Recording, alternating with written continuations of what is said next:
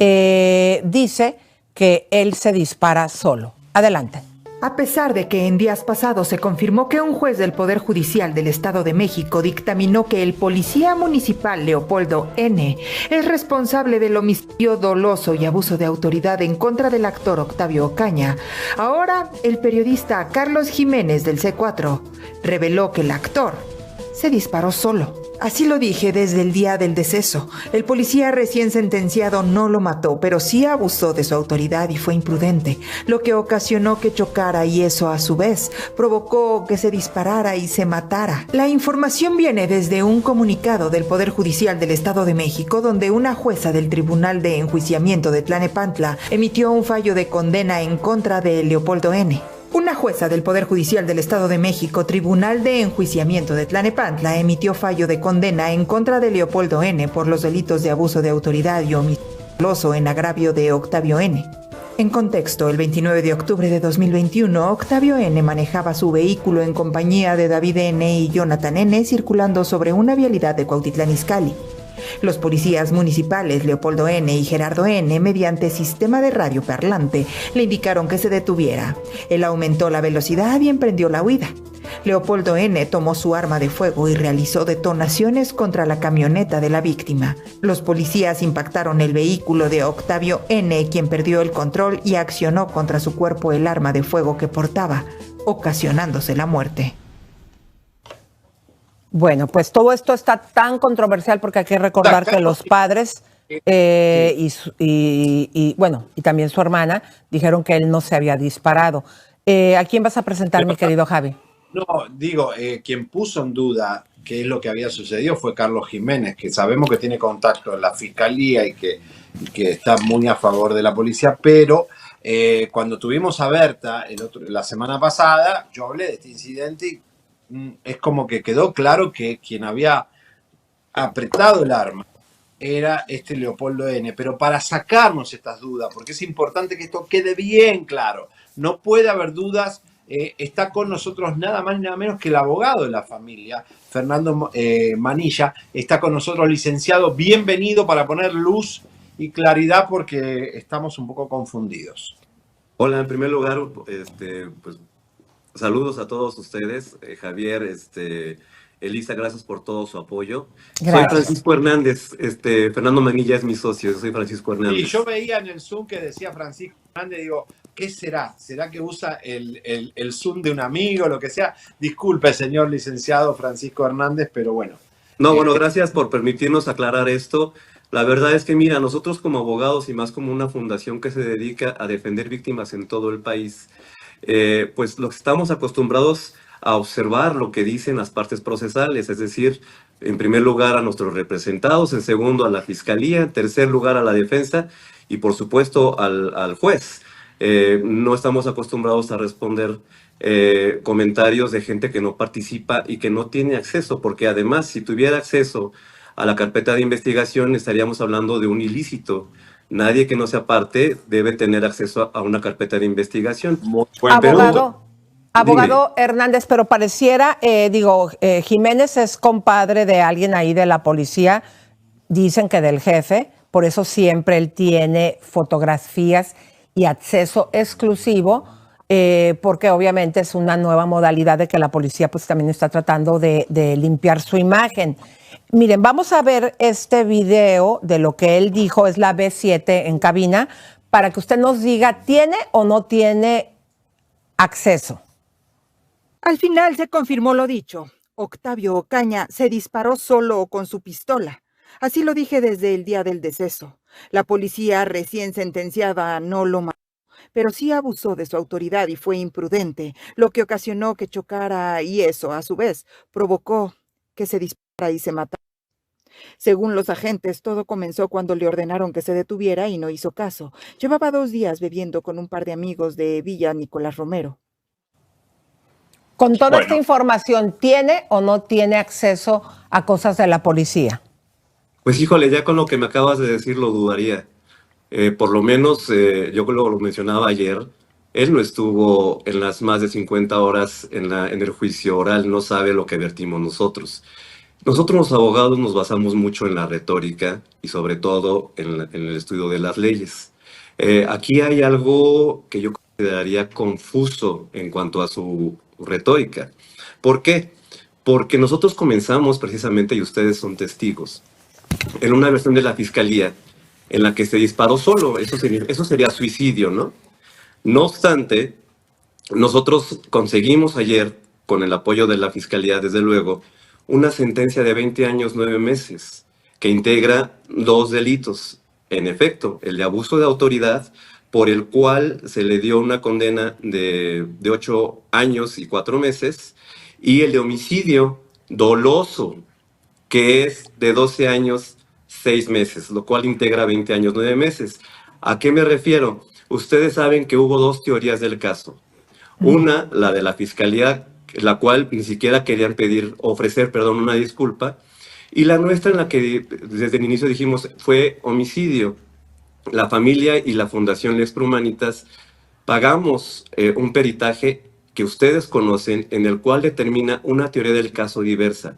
No obstante, tuvimos nosotros que coadyuvar con la fiscalía en su teoría del caso. Sí, en efecto, esa teoría del caso establece que Octavio traía un arma y que por la mecánica del hecho que se impactó contra el talud de tierra, él se dispara. Pero eso no es la historia. La historia es muy distinta. ¿Por qué? Porque comprobamos el dolo, en este caso el dolo eventual. Lo que tampoco dice es que la camioneta de los policías impactó en 2 ocasiones la camioneta de Octavio. Tampoco dice que la suspensión de la camioneta de Octavio se lastimó por uno de esos choques y que cuando fue el segundo choque lo volvieron a impactar. Por eso hablamos de un dolo eventual. Tampoco nos dice que el policía o los policías que tienen algo que se llama deber del cuidado, dispararon sin ninguna justificación. Es decir, nuestras leyes en México tenemos protocolos de actuación, también en Estados Unidos y en todos los países. Claro. Se acreditó que no tenían, en primer lugar, ningún motivo por detener a Octavio, porque no hubo ni siquiera una infracción de tránsito. Y en segundo lugar, hay incluso, y es lo bueno de este caso, que todos vieron los videos, incluso 5 minutos antes del accidente, si pudiéramos decirlo, Octavio trae la mano afuera de la ventanilla de su camioneta y no trae ningún arma. Entonces, ahora, es muy importante vertir aquí que esto fue un esfuerzo garrafal de parte de muchas personas, los testigos, los peritos, etcétera, y que se logró esa condena precisamente porque hicimos una clasificación jurídica muy buena y hicimos un estudio dogmático que explica precisamente por qué fue una conducta dolosa, por qué se trata de un concurso real de delito y además por qué se le impuso la condena que se le impuso, además de la reparación integral del daño. Muy bien, estamos contentos con el veredicto. Buen trabajo, señores abogados. Y bueno, justamente Berta Ocaña le tapa la boca a Carlos Jiménez con este post. Vamos a verlo, por favor. ¿Qué se puede esperar de un reportero policial? Pues claro, cada quien defiende a los suyos. Aquí se defendió lo justo, lo legal y en estos momentos, después de lo que se logró, ya nada afecta. Seguiremos remando contra viento y marea, pero desde hace tiempo ya aprendimos a darle importancia a lo importante. Toma, muy bien. Pues, en efecto, miren, yo creo que tenemos un tema. Yo me acuerdo del asunto de la persona afroamericana que falleció por abuso policial en Estados Unidos y cómo todos se volcaron en favor de esta persona. Aquí en México tenemos algunas personas, afortunadamente no es la mayoría, que suele justificar a los agresores, a los delincuentes y suele revictimizar. Y esta revictimización también se da con las instituciones. Por ponerte un ejemplo, nosotros sabemos que esta pelea es un maratón, ¿eh? Ahorita ya tenemos una sentencia cuando al principio estaba imposible, pero viene lo que es la reparación integral del daño, viene lo de presionar a la Comisión Ejecutiva de Atención a Víctimas del Estado de México, que para que ustedes sepan, se ha negado. Desde abril tenemos la recomendación, desde abril tenían que haberle reparado el daño a la familia, se ha negado incluso a darle la información a la familia de a cuánto asciende esa otra reparación. ¿Y por qué? Entonces, como lo acaba de decir Berta, nosotros tenemos que poner atención en lo que realmente importa. ¿Por qué? Porque si le estamos dando visión a una persona que opina con una visión sesgada, sin tener el conocimiento, como les dije, de la justificación, de la exposición de motivos, etcétera, pues me parece que estamos cerrando. Esta es una buena noticia, porque esto que acaba de suceder le está dando esperanza a muchas personas en México de que sí podemos acceder a la justicia. Queremos más casos de éxito. Sin embargo, si hay personas que quieren defender lo indefendible, yo no lo entiendo, no lo comparto y mucho menos estoy de acuerdo con eso. Francisco, es un negocio. Carlos Jiménez vive de la fiscalía todo el año y eso es lo que le vende al canal que lo contrata, de que tiene todo de primera mano. Pero bueno, y tuvo que salir a defender a la policía porque es su chamba y ahí hay un negocio, ¿no? Obviamente. Pues aquí yo esperaría que esa capacidad, y le hacemos la invitación, es más, el 11 de enero va a ser la lectura de la sentencia. De ahí va a tener algunos días para preparar la apelación Leopoldo. Si tiene tanto conocimiento, ¿por qué no se ofrece para hacer su apelación? Y así conocer la carpeta de investigación. Y entonces sí puede decir, ya vi la carpeta de investigación, ya vi ¿cómo se llama? La clasificación jurídica, el análisis dogmático, y les voy a pelear a estos cuates para que no haya una víctima. Porque además, oye, pareciera, Javier, que ya tendrían que citar a la familia Pérez Ocaña como delincuentes. Claro. Parecería que hay un policía inocente que nada más hacía su trabajo en la cárcel. Claro. Obviamente no es cierto, ¿verdad? A todos nos consta. Entonces, pues vaya, yo creo que ya cerramos el tema de esta persona que no, ¿cómo se llama? Carlos Jiménez. Ok, cerramos el tema de Carlos Jiménez y vamos a hablar de lo que realmente nos importa, de la situación de las víctimas en México y de lo complicado que es acceder a la justicia. Y del prófugo, que el otro policía que todavía está. Fíjese cómo, abogado, nos está preguntando aquí María Merlano, ¿dónde está el muchacho que estaba con Octavio? Que hable. ¿Por qué no han salido a hablar públicamente los acompañantes de Octavio? Bueno, no solamente ya salieron, ellos ya prestaron una entrevista posterior, y es más, acudieron al juzgado a declarar bajo protesta de decir verdad. Pero si esta persona vive en México, sabe que no cualquier persona se va a atrever a salir a los medios, teniendo personas como C4, bueno, no me acuerdo su nombre, pero que los ponen en evidencia para que los demás delincuentes atenten en contra de su integridad. Pues, ¿en qué cabeza cabe? Yo creo que yo no lo haría. O sea, ellos cumplieron con su obligación. Es más, son víctimas. También a ellos se les incluyó y a Leopoldo se le condenó a pagar también su indemnización, que corresponde simplemente con la terapia psicológica de ellos, pero también tienen ese derecho. Entonces, no se trata de ponerlos en evidencia, pero además nosotros tenemos que validar que existe ya un hecho, y es la sentencia. Una sentencia de 20 años, 9 meses, Claro. que además, déjenme decirles, es un referente en el Estado de México, y es más, en el país, que un policía sea juzgado y encontrado culpable de esos dos delitos. Claro. Abogado, ¿qué fue lo que dijo para recordarle, no solamente al público, también a nosotros, estos testigos, amigos de Octavio, de la familia, porque siempre el padre de Octavio Caño se ha referido muy bien de ellos, y recordar que en algún momento dieron un falso testimonio porque estaban obligados y amenazados? Al final, ¿qué fue lo que dijeron? Bueno, de hecho, acabas de hacer una pregunta muy buena, porque se acreditó en el juzgado que la primera entrevista que ellos tuvieron, bueno, de hecho no fue entrevista, porque ellos llegaron como imputados, recibieron amenazas, los golpearon, eso ya quedó acreditado también ante el juzgado. Lo que ellos expresan es que realmente Octavio no traía el arma, la traía en la guantera. Y además, ellos narraron todo lo que sucedió durante todo el día.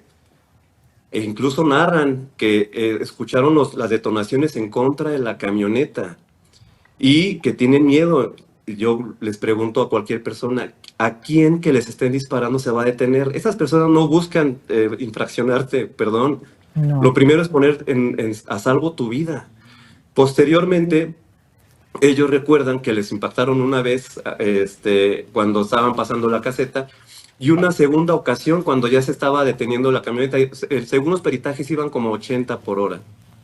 Y en ese momento es cuando se pierde el control la camioneta y ellos son golpeados. De hecho, el que venía atrás, se impacta en contra del tablero y pierden el conocimiento. Ellos no refieren, y en honor a la verdad se los digo, ellos no refieren haber escuchado una detonación, pero se entiende por la mecánica del hecho. Pero por eso les digo, en esto participaron más de 15 peritos. E incluso la mecánica de hecho, que es el que resume todo el caso y dice circunstancias de modo, tiempo y lugar, fue un perito externo de la fiscalía para evitar todas dudas. Perdón. Y lo que él dice es, bueno, con lo que podemos comprobar nosotros, según su peritaje, es que se impactó la camioneta y había una cuneta para desahogar la lluvia y fue en grado ascendente. También refiere, lo que dijimos nosotros, que la escena fue completamente alterada. También sabemos que Octavio no tenía ninguna muestra de pólvora en sus manos. Por eso es que la familia, y recuerden ustedes, la familia que participa en el peritaje independiente, pues está convencida de que Octavio no se disparó y tiene todo su derecho de creerlo. Es más, aquí entre nos, yo también lo creo, ¿eh? Pero lo que es un hecho es que Octavio Caña, en los dos casos, perdió la vida, fue víctima de homicidio, fue víctima de abuso de autoridad por actitud dolosa de esta persona y del otro que está prófugo. Esa es la realidad. Queda claro, y en tu caso debería ya, bueno, está cerrado, pero digamos que va a haber apelación y se va a leer la sentencia. Lo que quede claro también, que ningún periodista debería ver ninguna carpeta de investigación, salvo los abogados, las víctimas y la justicia. Te recuerdo una cosa, Javier, si me permites. Ya está la ley Ocaña. La ley Ocaña ya es una ley en el Estado de México y es una ley ya también se aprobó en el Estado de Morelos. Pero antes, la ley Ingrid prevé como ilícito el uso indebido de las carpetas de investigación. Como tú lo acabas de decir, nadie yo pensé, perdón, abogado, yo pensé que la ley Ocaña era nada más para no publicar fotografías de una persona una vez que está muerta. Entonces esto, ¿también contempla esto la ley Ocaña, esto que nos está diciendo? La ley Ocaña deriva de la ley Ingrid. La ley Ingrid es específica en cuanto al tema de la carpeta de investigación. ¿Por qué? Porque imagínense ustedes, si una persona externa tiene acceso a una carpeta de investigación, tiene acceso a los datos de localización de los testigos, tiene acceso a los datos de localización de las víctimas. ¿Qué pasa si como en este caso, que el homicida es un policía, y si esta persona defiende a los policías, ¿qué pasaría si se filtrara a otros delincuentes para poner en riesgo la vida, la integridad de las víctimas o de los testigos? Es que es algo muy serio. Ahora, yo, conociendo el trabajo investigativo, si en el pasado Carlos Jiménez, algún policía le mostró una carpeta de investigación y él la leyó y la comentó, la tuiteó, esto es un delito y que habría que investigar a Carlos Jiménez en los últimos Twitter que ha hecho. Si ha leído carpeta de investigación, tiene que ser investigado. Claro, tiene que decir, bueno, entonces, digo, hay una libertad de expresión, pero sí hay un tema que investigar, porque entonces, ¿quién de la fiscalía está filtrando la información? Recuerden ustedes que hubo una filtración de información por la cual Gerardo N., el compañero de Leopoldo, está prófugo. Alguien le avisó. Es más, a Leopoldo lo agarraron en su trabajo, porque no estaba incomunicado, llegó a checar tarjeta y ahí lo agarraron. Lo que sucedió fue con Gerardo, que alguien le dio el pitazo y ese día simplemente no se presentó a trabajar. ¡Qué casualidad! Esa es la importancia de que la carpeta de investigación esté completamente reservada. Y no estoy culpando a C4, No sé quién es, no lo conozco. Pero Pero el tema es que tiene que protegerse los datos de una carpeta de investigación. Abogado, ¿le parece bien que se quede con nosotros? Vamos a ver la siguiente información donde se presenta el documento. Véala con detenimiento por si hay información errónea. Ahora mismo no lo comente. Una jueza del Poder Judicial del Estado de México, Tribunal de Enjuiciamiento de Tlalnepantla, emitió fallo de condena en contra de Leopoldo N. por los delitos de abuso de autoridad y homicidio doloso en agravio de Octavio N. En contexto, el 29 de octubre de 2021, Octavio N. manejaba su vehículo en compañía de David N. y Jonathan N. circulando sobre una vialidad de Cuautitlán Izcalli. Los policías municipales Leopoldo N. y Gerardo N., mediante sistema de radio parlante, le indicaron que se detuviera. Él aumentó la velocidad y emprendió la huida.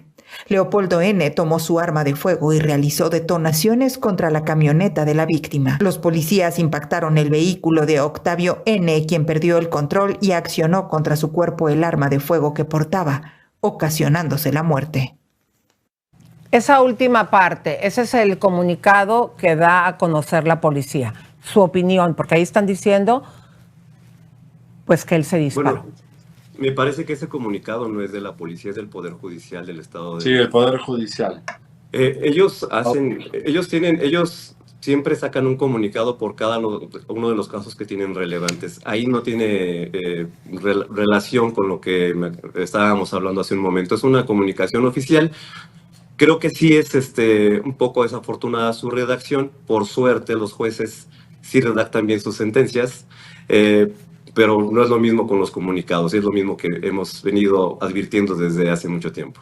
Bueno, aquí nos damos cuenta, mi querido Javier y abogado, que esta información que está soltando esta dependencia de gobierno todavía hace que la noticia sea confusa. Por eso los medios estamos. ¿Lo hizo o no lo hizo? Podemos ver que siguen todavía manejándose esos poderes que desde un principio querían encubrir la verdad. Pues sí, imagínate, nosotros, y si habláramos de todo lo que advertimos, olvídate, no acabaríamos y haríamos un escándalo, ¿no? La realidad es que pues les dicen a ellos, oye, resume esto en una cuartilla y ahí tienes el resultado, ¿no? Pero eso no es doloso, están informando y es válido. La verdad que si no hubiera persecución y esas 2 balas que tiró Leopoldo a la camioneta, Benito estaría vivo. Así que es la única realidad. Francisco Hernández, licenciado, muchas gracias por estar con nosotros y gracias, ha hablado muy bien y muy claro para nuestra audiencia. Les mando un abrazo y como siempre nuestra gratitud por su apoyo. Muchas gracias, abogado. Nos trajo mucha claridad a este caso. Bueno, comadres, como ustedes ven, siempre pues los malos tratando de confundir, pero aquí quedó claro, lo dijo muy claro el abogado Hernández, que fue la realidad de lo que sucedió. Bueno, comadritas hermosas, pues vamos a continuar, mi querido, porque vamos a Pico for Life. En minuto vamos con las rapiditas, Elisa, con las noticias rapiditas, pero vamos con Pico for, porque si tenés un tatuaje que te hiciste y no te lo podés sacar, ¿qué haces? Pico for Life, vamos a ver. Tienes un pasado muy manchado, más bien dicho, muy tatuado. Tienes la piel manchado, marcada, con la cara de tu ex o hasta con el nombre que dice tu actual pareja. ¿Te pasó lo mismo que a Lupillo Rivera y a Cristian Nodal, que tienen la marca de la bestia de Belinda para siempre? O probablemente te hicieron un mal tatuaje de cejas, te dejaron